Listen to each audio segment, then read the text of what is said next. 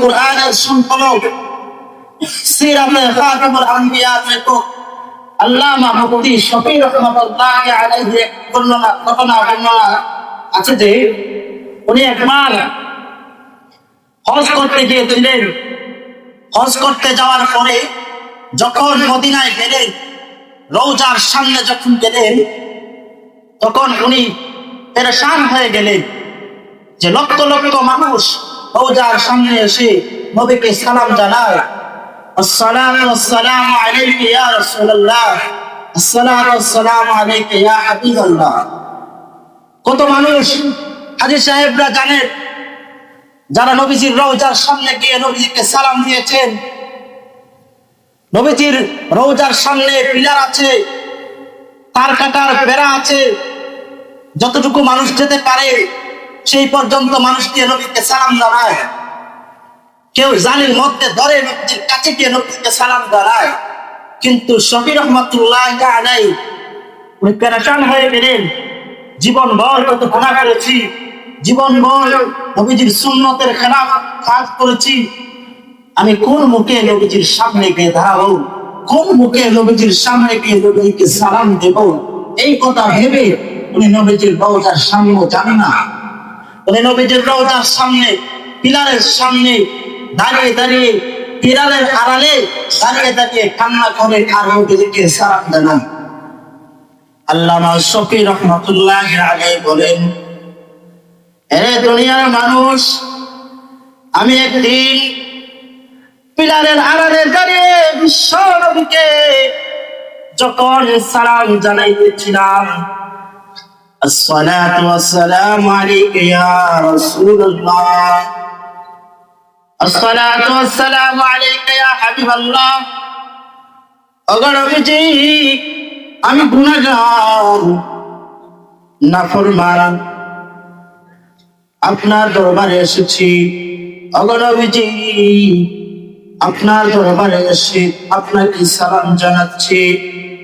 এই কথা বলে বলে উনি কান্নায় ভেঙে পড়লেন। উনি পিলারের আড়ালেই বসে গেলেন। তখন রওজা থেকে আওয়াজ আসতেছে, এ শফি, তুমি কেন আমার রওজার সামনে আসো না? আরে শফি, তুমি তাকে দেখো, সারা দুনিয়া থেকে কত মানুষ মদিনায় এসেছে, আমার রওজার সামনে এসে আমাকে সালাম জানাচ্ছে। তুমি তাকায় দেখো, তাদের গালের মধ্যে আমি নবীর সুন্নাত দাঁড়ি নাই, তাদের মধ্যে আমি নবীর সুন্নাত নাই, কিন্তু তারা আমি নবীর রওজার একবারে সামনে এসে আমি নবীর কাছে এসে আমি নবীকে সালাম জানাই। এ শফি, তুমি শফির মাথার তালু থেকে নিয়ে পায়ের তলা পর্যন্ত আমি নবীর সুন্নতে ভরা, এরপর কেন রে শফি তুমি কেন কাছে আসো না? তুমি মনে করে তো তুমি গুনাহগার? না না শফি রে, সারা দুনিয়া থেকে মানুষ এসে আমার কাছে এসে সালাম জানায়, এদের মধ্যে অনেকের মধ্যেই সুন্নাত নাই, অনেকের গালে দাড়ি নাই, আমার কাছে এসে সালাম দেখায়, আর তুমি দূরে দাঁড়ায় কেন?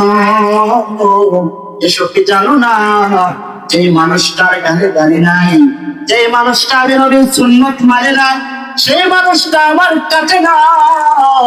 এর সবই শুনে রাখো,